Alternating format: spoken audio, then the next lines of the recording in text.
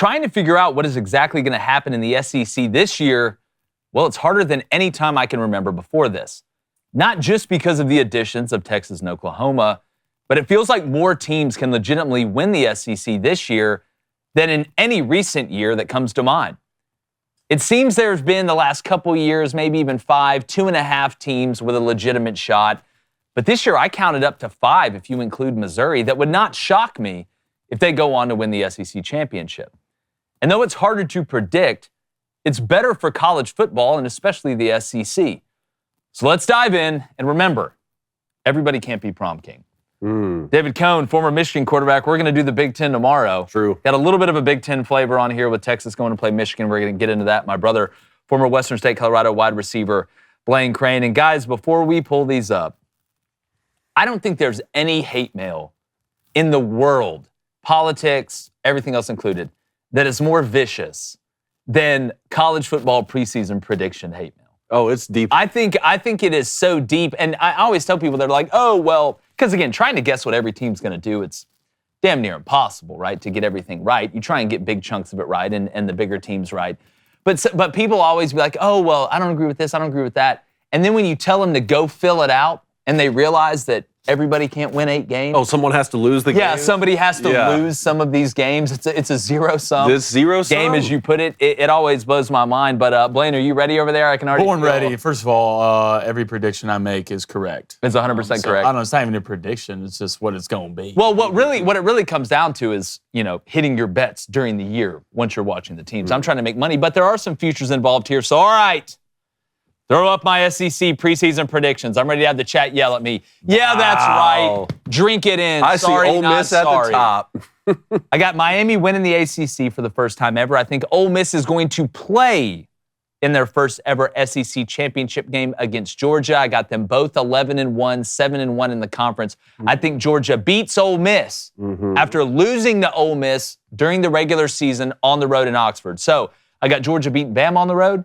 I got Georgia beating Texas on the road, but losing to Ole Miss is that one regular season loss. I have no undefeated teams in the SEC. And then here's where it gets wonky, because I had 3 different teams going 10-2 at least right here, almost had a 4th. I got Tennessee at 10-2, Bama at 10-2, A&M at 6-2, all are at 10-2, all 6-2 in the ACC, wow. And that are in the SEC, and that's how I have them finishing. I've got Texas at 9-3, but also 6-2 in the SEC. So what's that other loss? Michigan. Yes. I got them losing to Michigan early. I got LSU 9-3, 5-3 in the league. Missouri 9-3, 5-3 in the league. I got Auburn 8-4, 4-4 in the league. And probably the biggest surprise to me was I ended up, when I went through it, I have Florida at 7-5, 4-4 in the SEC. Kentucky 7-5, 3-5 in the league. And this is not an indictment on Brent Venables, and Oklahoma's going to be just fine in the league. It's just the circumstance of their first year being in, with the replacements on the offensive line having to gel with a new green quarterback, and actually have Oklahoma beating Tennessee, and Tennessee still going 10-2. But I got OU 6-6, 2-6 in the league. Oklahoma and Texas fans are going to scream at me the loudest. That's okay. Like I said, if I want to make everybody happy, I'd sell ice cream for a living. I got South Carolina and Mississippi State both at 5-7. I got South Carolina 2-6 in the league, Mississippi State at 1-7 in the league. And unfortunately for Sam Pittman, I had to pick who was going to win. Their lone SEC win being the game where they got to go to Mississippi State. So I went with the home team. I got Arkansas 3-9, 0-8, which means Sam's done, unfortunately. Then I got Vanderbilt 3-9, 0-8. Sorry, Clark Lee, but that's the one I feel the best about. Overall, what do you think, David? Okay, so Ole Miss loses to Georgia. No, I got Ole Miss beating Georgia. I got Ole Miss losing. I got Ole Miss losing at LSU. Okay, so you have Ole Miss beating Georgia at home, and that's Georgia's only loss in the regular season. And Ole Miss loses what?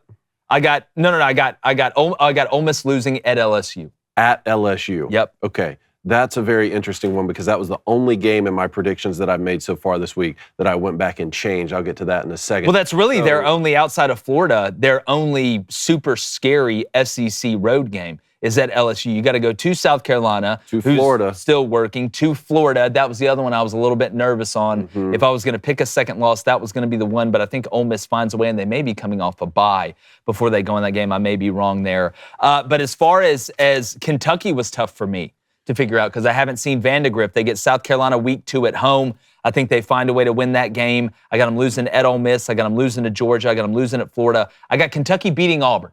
So I've got Auburn at 8-4, 4-4. I've basically got Auburn winning all their home games and losing all their road games during the regular season. Now, could still be right if Auburn were to drop a home game and beat Kentucky on the road. I don't think they're beating Georgia, Bama, or Missouri on the road. So the 8-4 could happen multiple ways. The 4-4 could happen multiple ways. Who's the 7 for Florida?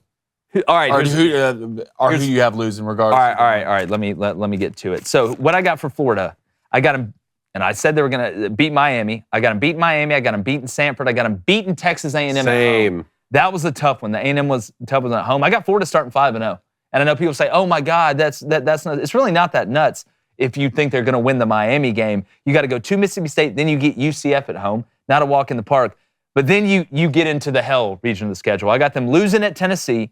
I got them losing against Georgia in the cocktail party. I got them losing at Texas. I got them losing at home against Ole Miss and on the road at Florida State. But I tell you, man, the back half. But you have them beating Kentucky and LSU. I got them beating Kentucky and LSU. Okay. Yep. So Texas A&M 10-2. Talk to me about 10-2. And I mean, Texas A&M has won double-digit games one time since R.C. Slocum was the head coach, and it took Johnny Manziel to do. And the reason that A&M gets to 10 is because I have them beating Notre Dame, which they're now a 3-point favorite, and then Texas at the end of the year. So I have A&M losing at Florida, and I have them losing at Auburn. Outside of that, most of their big games are at home or a neutral site. They play Arkansas. I believe that's at Jerry's World, unless I've just totally lost my mind. They get Missouri at home. They go on the road at Mississippi State. They get LSU at home. I have them winning that game. Not that I think A&M is an incredibly elite team. I think they're going to be a good, solid team. You haven't seen a lot of drama coming out with Mike Elko in that program after what we saw the last couple off seasons. I like what they return. I think Connor Wegman will make the wide receivers better. I like the depth on the offensive line and especially the front seven on defense. So, yeah, I got A&M with a better record overall than Texas, and I know Texas fans are going to scream, and that's okay. I get it. Fans short for fanatical, and y'all may end up being right, and I may end up being wrong, but I don't think that's how it's going to go down. So as far as Texas, there are 3 losses. I got Michigan. Right now, I think Michigan beats them. I love that spread at plus 3.5 for Michigan. I got them losing against Georgia at home. Like I said, I got Georgia beating Bama and Texas on the road, losing to Ole Miss. And then I've got Texas losing at Texas A&M. Yeah, which that one, I actually really like that one. So for Texas A&M, the losses are Florida and Auburn? For Texas A&M, the losses are at Florida and at Auburn. Okay. I like the win for Texas A&M over Texas last game of the season. I don't have that, but I did look at it for a long time just because that's one of those old school in-state rivalry games that's going to be renewed. It's going to be in College Station, and if the way I have it playing out for Texas A&M could play spoiler to Texas. The way you have it playing out, not only playing spoiler, like you can make it to the college football. No, playoff. it's a must-win game. But my thing is, even if you give them that one, right, which I thought about that one, and the Notre Dame one, which I have Texas A&M, like I said yesterday, losing to Notre Dame right now, but they're favored in the football game, and it's at home. Before we got into even if you flip those two for me, it's still like 9-3, which would be a heck of a year for So you've got them, I'm guessing you have them losing to LSU then? I gave them a win at LSU. I gave them a win against LSU and against Missouri in College Station. But like I said, I got them losing to Notre Dame in the opener, losing to Florida on the road. Which I have that. And then South Carolina in Columbia. Because again, it becomes a zero-sum thing. In South Carolina, they're going to beat somebody. See, that's what's, I think South Carolina's going to keep Missouri out of the playoff. I think South Carolina's going to beat Missouri at home late in the year. I think that's one of the games Lenoris goes nuts on. I'm going to go through Bama real quick, David, and then we'll get to yours, get to Blain's, and then get to the chat, because I'm sure they agree 100% with what I'm saying. I've got Bama going 10-2, almost had them at 9-3. That game at Oklahoma before they play Auburn, I think it's going to be a sneaky one. Jackson Arnold will be older. I think Oklahoma will be better at the end of the year. I've got Bama losing to Georgia at home and then at Tennessee. Got them beating everybody else. I got them beating Wisconsin on the road. Got them beating LSU on the road. I still don't trust LSU's defense to be able to contain Jalen Milroe and what they want to do on offense. So, I know we're going to go over the playoff Friday, but if you look, you've got 5 double-digit win teams right there. I don't think the SEC is going to get in 5, and I don't even have the Notre Dame in mind. So what could be crazy, though, before we get to yours, is if A&M beats Notre Dame and Notre Dame finishes 10-2, and Texas A&M finishes 10-2. Yeah. Are they going to put that 5th SEC team in there with Notre Dame? Because I know they're going to put having won the head-to-head. Because if we actually have a head-to-head there, it could cause some problems. But That's where I have it. It's a crapshoot. It could get a lot nastier in the middle. But I tell you what, man, it's going to be a hell of a year. And look, it's fun doing this, and I'm ready to hit some bets. You have any more questions on his? Auburn only 8 wins. What's your problem, dude? Oh, like I see it, man. Auburn hasn't sent me a check yet. That's true. I thought. Which I'll take that as an Auburn fan. Oh, God. How could you If you're not? an Auburn fan, you would cherish 8 wins. I just hate it for Arkansas. All right. So my couple questions here. All right, one, Sam Pittman gone? Yeah. Shane Beamer. No. I think 5 Shane and Beamer 7. stays with 5. I think they keep him. I've talked to people within. If Billy wins 7 games, I mean, they might build a. That's the one that. But going through it again, and like I said, my instinct is telling me they're going to beat Miami. You beat Miami, you beat Samford, you beat A&M at home because you're confident. You beat Mississippi State on the road because you're better than them, and I think you're better than UCF. I still got to see UCF on defense, but it's once you get past UCF, because imagine Florida at 5-0, all the shit talking that is going to be going on out of Gainesville, but then you go to Tennessee, who I'm really high on. I'm excited to watch Tennessee play. Then you get Kentucky at home, you should win. Then you go Georgia, at Texas, LSU, Ole Miss, and at Florida State. Like we said when we went over their schedule during the release, you better make hay while the sun's out because the end of that schedule is brutal for Florida. All right, bring up my SEC predictions here. I'm going to start from the bottom and work my way up. 3-9 for Vanderbilt, just like you, which their win projection total was 3, so they push on that. 4-8 for Mississippi State. Again, I never feel comfortable having 0-8 right there in the conference. It's just like I think they'll beat somebody, but just going by the schedule right now. Again, 4-8, same record as last season for Arkansas. I hate that for Sam Pittman. I hope they overperform on that, but you got KJ Jefferson is left now going to Central Florida. 5-7 for South Carolina. I think 5-7 is good enough for Shane Beamer to keep his job there. I hope that that's the case. He recruited me at Mississippi State. I'm a big Shane Beamer fan. People have to remember Steve Spurrier had six mediocre seasons at South Carolina before he reeled off those 3 11-win years. Now, he didn't have losing seasons, okay? So I think South Carolina needs to find a way to get to 6-6. I think they can, but right now it's 5-7 for me. 6-6 for Kentucky. I don't think that's a big surprise. They're 6-6, 7-5, 8-4 type of program. Let's see how Vandegrift plays when he gets over there. I am excited to watch him play coming over from Georgia. I have Oklahoma overperforming you just a little bit by 1 game, 7-5. I think Brent Venables is going to be just fine coming into the SEC, but the schedule is so tough this season. And I have them starting 4-0 with a win over Tennessee coming in with a young quarterback. We'll get to that. 7-5 for me for Texas A&M, 4-4 in the conference. I like your Texas pick, like I was saying. I have them losing to Notre Dame in the opener, but even if you gave them both of those games, I think it's going to be tough to get past 9-3 in Mike Elko's first year. But hey, let's see. I think Connor Wegman really is as good as it gets. Auburn, 8-4. I got 8-4, which is more than they deserve from me. Honestly, Auburn, 8-4 is much better than you deserve from me after y'all threw me under the bus when I had you going to the championship in basketball. Yeah, they said that I jinxed them, but we won't bring that up. Football season is upon us. 8-4 there, 4-4 in conference. And then this is where it gets interesting. So 9-3 for 3 different programs here. Tennessee, starting a young quarterback. Are they going to get the type of play they did from Hendon Hooker 2 seasons ago? Or is it going to be more of the Joe Milton variety from last season? I think Nico Ilamaleva is going to be one of the best quarterbacks in the country in a couple seasons, but still a young kid. 9-3, I think you would take that right now for Josh Heupel. 9-3 for Missouri. I want to get into them when Blain gets his schedule up because they're going to have a really great roster, and the schedule is very favorable. It's just I know the SEC carnage. Right, I know the SEC cards, you're going to lose to somebody. And then LSU 9-3, but with the same record in conference as Florida, who I have going 7-5 right now.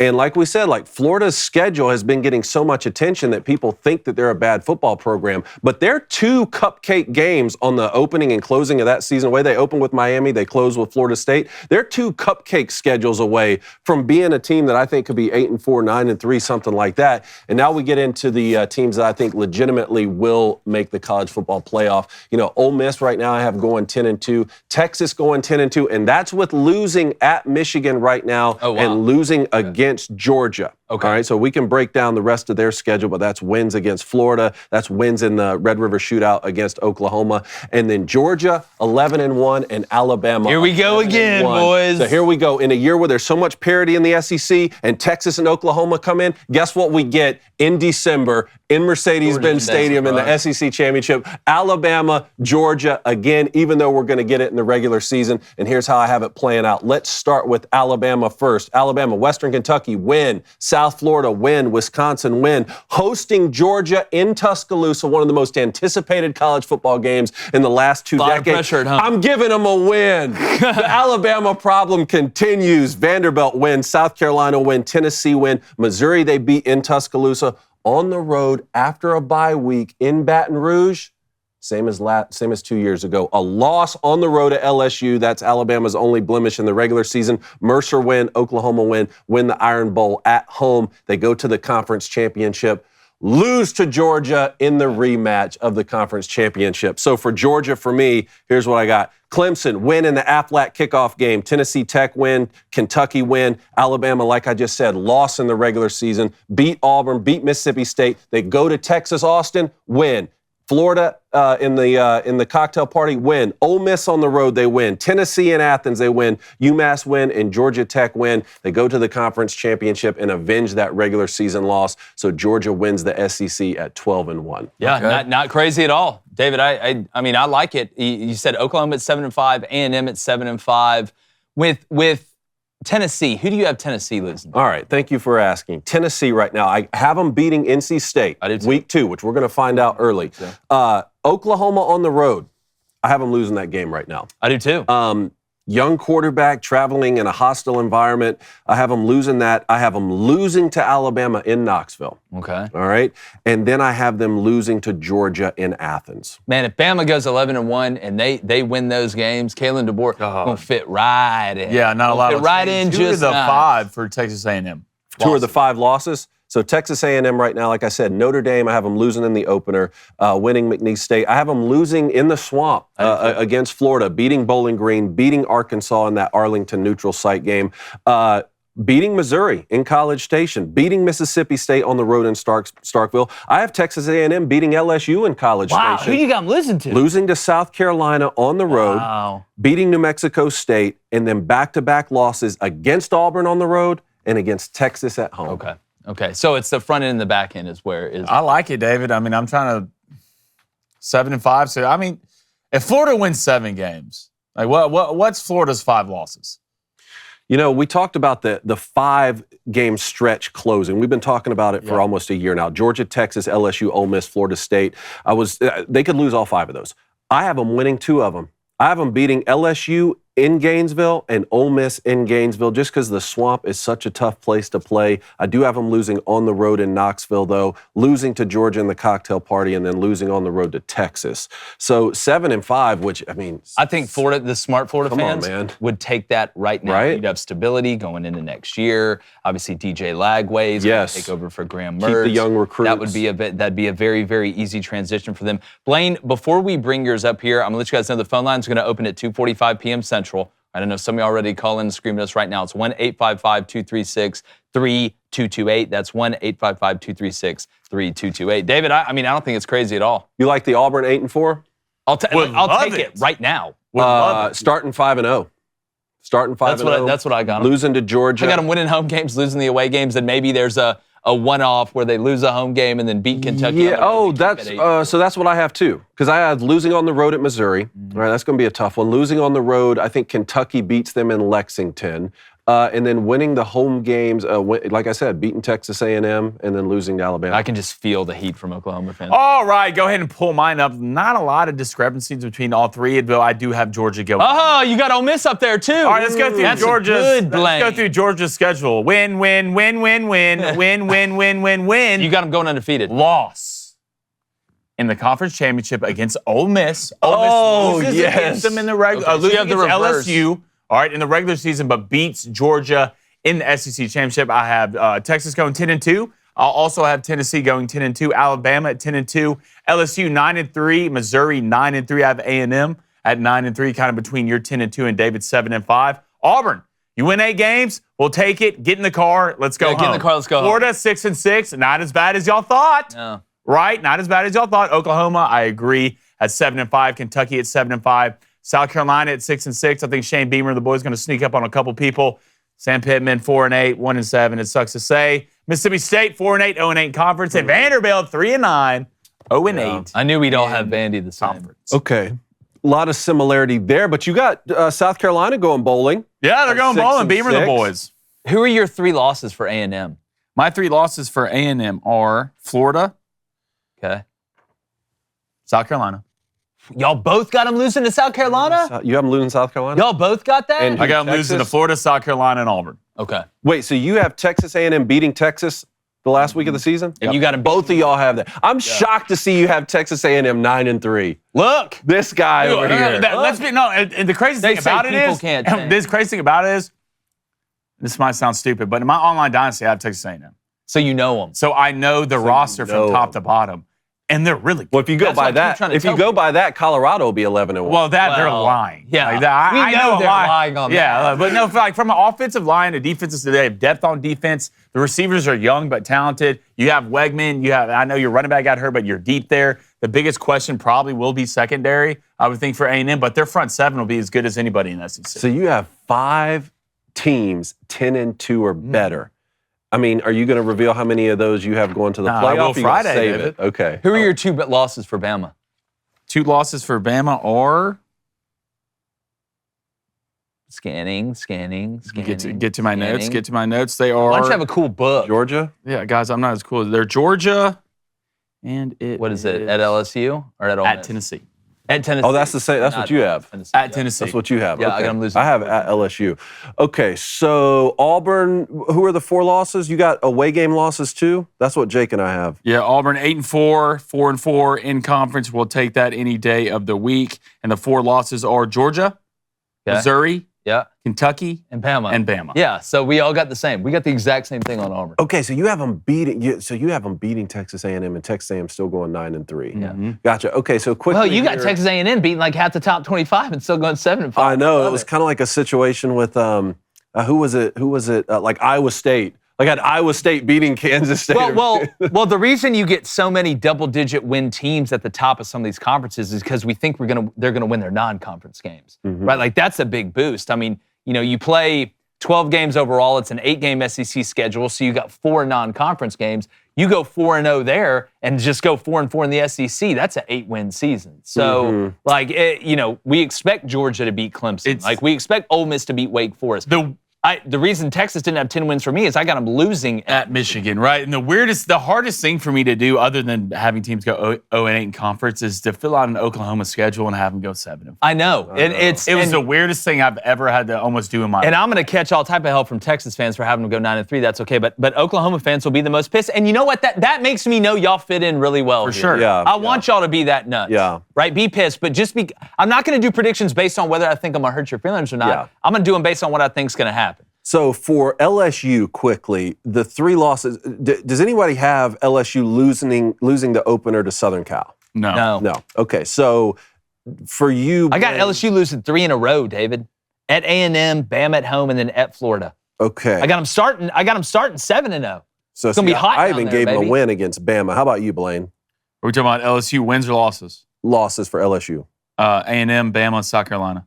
A&M, Bama. I'm telling and you, y'all picked think South Carolina's Okay, so the only prediction that I went back, I literally had to scratch it out and change it, was the Ole Miss LSU game. And here's what the rational thinking would be, right? And that is October 12th, which I think is going to be the best Saturday in college football. The thinking is, okay, LSU gets a bye the week before they play Ole Miss. They get them at home. They lost a close one to them last year, giving up 50-something points. They're going to beat Ole Miss this year. I went back and changed that. I have Ole Miss finding a way to win that game in Baton Rouge. And then similar thinking there for Ole Miss the week before they play Florida, November 23rd, bye week before you go to Florida. You're just coming off the Georgia game. You figure out a way to beat a Florida team who you have a better roster than. I have Ole Miss losing that game in the Swamp. Yeah, I tell you, Florida, you look at their schedule, you want to talk about playing spoiler. Florida could play spoiler for like 35% of college football. And they're not the only ones. Auburn Florida can win, have the biggest comeback ever. And just win 8 games. You could have the biggest redemption story just beat ever Miami. and win 8 games. Just beat Miami. I mean, the way we all think Miami's going to do. And again, I have Florida right now, at least in my mind, and I'll see when the spreads keep going, how they go. I got Florida beating Miami and then Miami winning out. What's up, YouTube? Hey, if you don't like sports, number 1, why are you here? But if you do like sports, number 2, why aren't you subscribed yet? And number 3, if you are, you're the best and you're a winner.